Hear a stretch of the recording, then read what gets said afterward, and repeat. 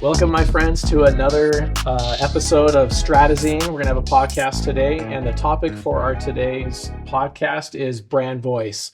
And I'm Jason. I'm going to be helping out with today's podcast. And I got a few friends with me today to join us in this discussion. We've got Ethan, we've got Megan, and we've got Kimball.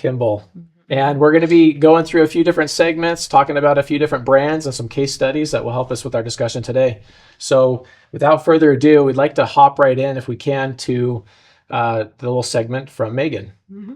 Thanks for that introduction, Jason. Like you said, we're just going to be talking about brand voice. And to kind of start us off with this discussion, we're going to go into what brand voice is a little bit. And then we're going to look at some brands that have pretty consistent voice with a little video segment. And we can get right into that right here.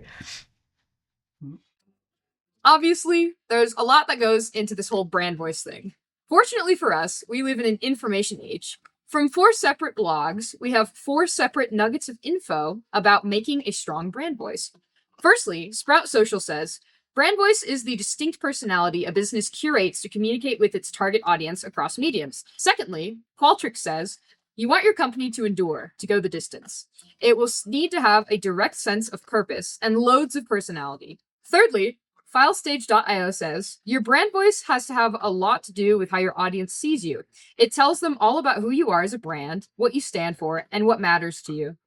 Lastly, HubSpot says, brand voice can help you understand authority, boost playfulness, or reach directly into the hearts and minds of your buyers. Do any brands employ these tactics properly? Join me on the streets of Rexburg to find out.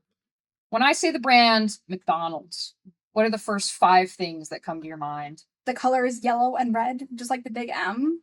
And classic golden arches. Yellow orange. I think of the sign that's yellow and then also red. When I say the brand Disney, what are the first 5 things that come to mind? Disney World. A little bit of capitalism. Oh, Disneyland, Disney World, princesses. Like Disney World, Disney princesses, Mickey Mouse. Disney World, Disneyland. Theme park and Mickey Mouse. When I say the brand's Nike, what are the first 5 things that come to mind? Shoes, running, the swoosh. Sporty. Running. The Nike swoosh, of course. Just kind of a trendy, more athletic shoe. Running. You got the little check mark. Oh yeah, and that's it for that video. As you guys saw from that video, we kind of talked about 3 main brands in there. We had McDonald's, we had Disney, and then we had Nike. And there was a larger pool of other brands. Those were the ones that just actually had the most consistent audience perception overall, which surprised me. But is that what you guys would expect from those brands? You know, to have really consistent messaging from those 3? Yeah. Yeah, I feel like they're very strong in their identities. I mean, all their logos are instantly iconic. Mm-hmm. I mean, honestly, several brands have overhauled their logos, but I think those ones have remained pretty much the same. Mm-hmm.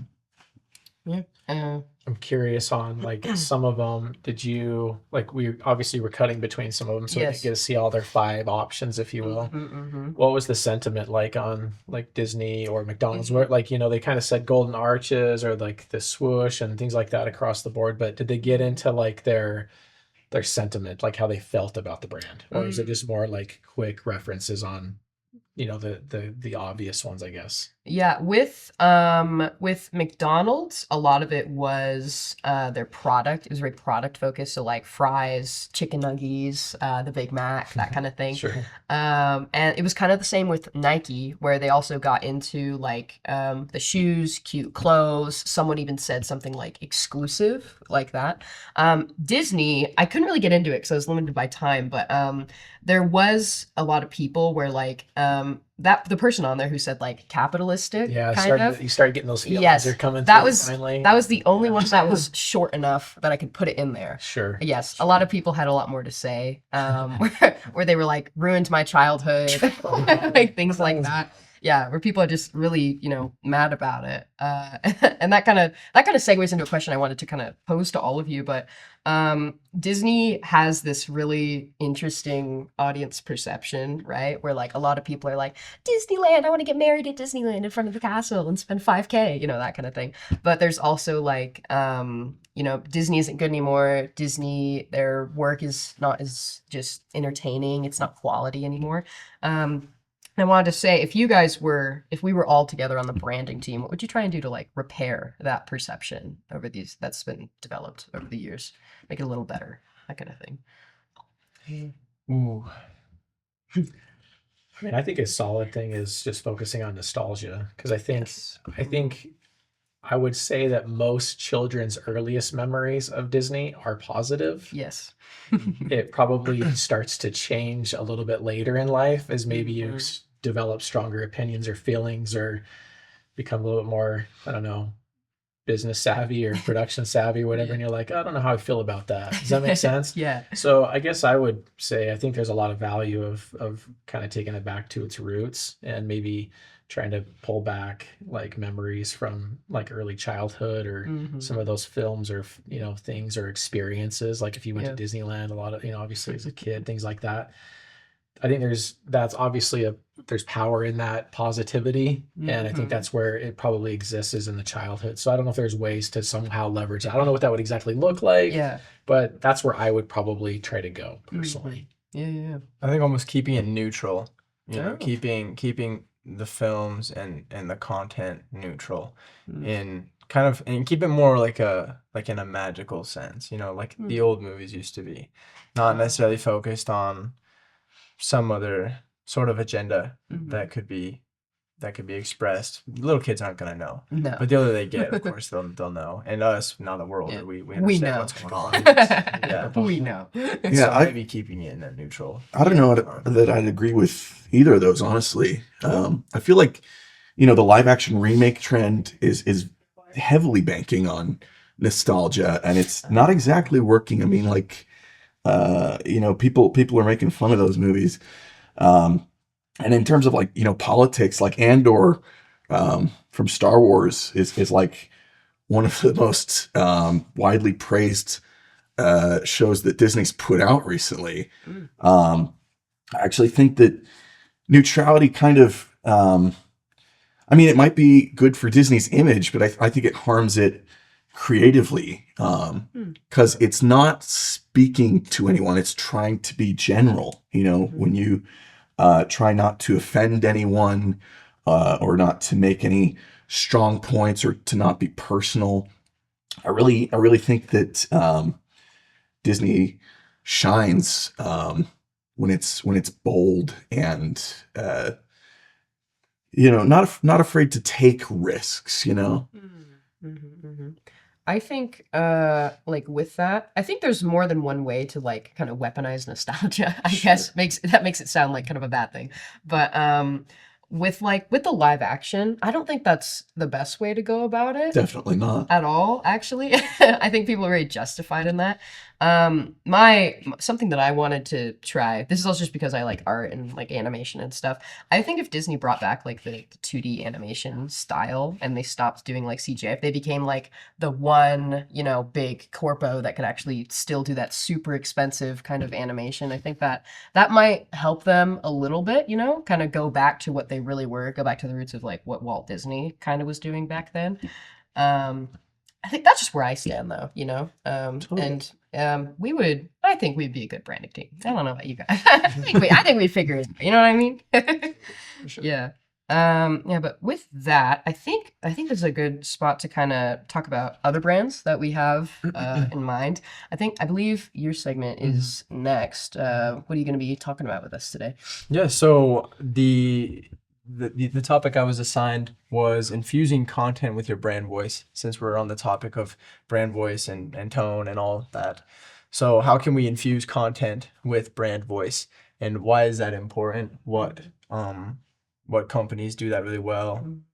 So are we going to play my video? Yeah, we have a little video here to discuss a little bit about it. Okay, so for Stratezine, our topic is a vocal brand in social media. and we broke off into sections. I will be discussing and asking questions about infusing content with your brand voice. Here are some of the sub questions. What is a brand voice? What brands are visually distinct? And what brands have an iconic voice? What brands feel like they are alive? So pretty simple, I feel like, and pretty specific questions that have to do with a vocal brand, but also infusing that content, that brand content with the voice. What I learned while studying all of this, I learned that to have a an effective vocal brand or voice, you need to have content that matches company's mission and audience, stays consistent across platforms, and evokes emotion or connection. Duolingo, Netflix, Apple, Old Spice, Nike, Patagonia, and Wendy's are all examples of brands that have great content that matches their brand voice. Here are my sources.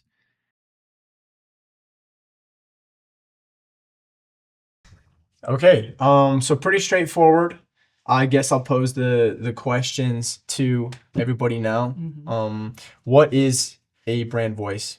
What do you think a brand voice is? I think a brand voice is kind of like who the brand is. I think a really good example of it is like how they would respond to a hateful comment on Twitter. I feel like that's a really good reflection because some brands like Wendy's, they will like get you for being mean. They'll be mean right back, you know? And other brands are like super polite. They're like, oh my gosh, let us help you. We're so sorry about that. So I think brand voice is just like if that brand were like a living, breathing person, how would they speak? How would they act? That's my take. What do you guys think? Yeah, I think that's a pretty good summation. Very accurate. I am interested in like seeing the culture around brand voices shift because like when Wendy's, that was the first thing I thought of when you started talking about that. Yeah. But like when Wendy's was first doing that, you know, it was very like popular, like people loved the Wendy's Twitter account. And now I see like some people being like, you're trying too hard to be a person. Like, you know, like so there's kind of like a spectrum because you want to come off as authentic, like you're not trying too hard. Because at the end of the day, you know, corporations exist to sell things, brands exist to sell things, and people know on some level that they're being sold something. And so there's a spectrum of like honesty versus like,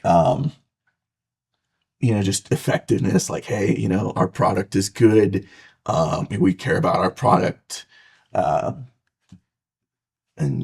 yeah, I think that's just a really interesting topic of study because the meta is evolving all the time as brands try and keep up with what's trendy and effective. Because what worked like 5 years ago may not be quite as effective today. Yeah. Do you have any thoughts, Jason? Or... I think those are well put. I mean, I think a lot of it is about the personality that they're trying to create, the tone, right? And how they want people to feel as they interact with my brand. What do I want them to think and feel? And how do I address things in my copy and the delivery of people that represent the brand? The messaging, I think, is all kind of tied up in there in brand voice. So. Nice. Yeah, cool. Okay, so I was studying a lot about Duolingo and their brand voice, their kind of personality, and they have a very distinct personality, right? Yes. I don't know if any of you guys have been on Duolingo, but it's interesting. So how does Duolingo's specifically, how does their humorous and irreverent tone help define its brand identity? I think with Duolingo, I think the fact that they are so like irreverent is a really good word to put it. They are a walking like Instagram reel meme. That's kind of how I imagine them. And I think that's effective because it's consistent and it's very unique. Yeah, that's what I'd say. And I'd kind of add to that. I think that they're very like it's unexpected. You know, I mean, not now as much, but I think if you really think about it, I think they kind of were a little bit of a disruptor in that, in like language learning, if that makes sense. Like it's kind of a paradox where like you feel like you would, at least I would expect, or maybe other things that I had seen before were very I guess put together, pretty stuffy, you know, formal. And then you got this thing that comes along and you're like, what just happened? This bird. Like, yeah. It's gonna get me in my sleep. So right. So it's a big differentiator, right? They really carved out a unique space that way, and just kind of this paradoxical type of thing where it's like language learning suddenly goes unhinged, and nobody really saw that coming. And that's what makes it unique and different. And then again they're true to that and consistent to that and own that, and I think that's played well for them. Yeah, it's awesome. I think people made tons of memes about Duolingo because they had that very distinctive irreverent voice, and then people took it to the extreme. They exaggerated it, and I saw Duolingo kind of lean into the memes a bit, go even further with it, and I think that's really interesting as a strategy. I mean, it seems like it was working. I feel like Duolingo's lost a bit of goodwill lately because of their decision to lean more on AI over human translators. I've just in my circle, I've heard of a lot of people abandoning Duolingo over that. But their tone seems to have remained consistent. It's just grown stronger, more pronounced. They've really found their voice and they're leaning into it. Mm-hmm. Cool. Yeah. I like that. Yeah. So I guess I'll pose one more question and then I think we might be a little short on time. We got to get through his segment as well. We have like 21 minutes. I don't want to make people late. Okay, Yeah. Well, then I guess we'll move to a different topic. Kimball has prepared something for us today. Yeah. So my subtopic is knowing and utilizing your audience.